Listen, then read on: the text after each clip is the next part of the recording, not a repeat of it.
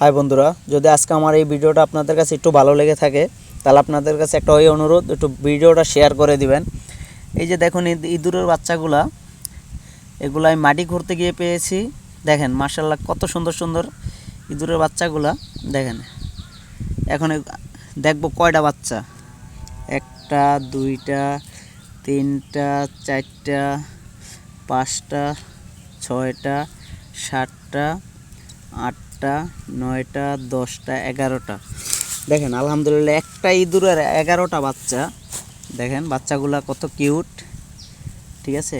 দেখেন কত সুন্দর না বাচ্চাগুলা।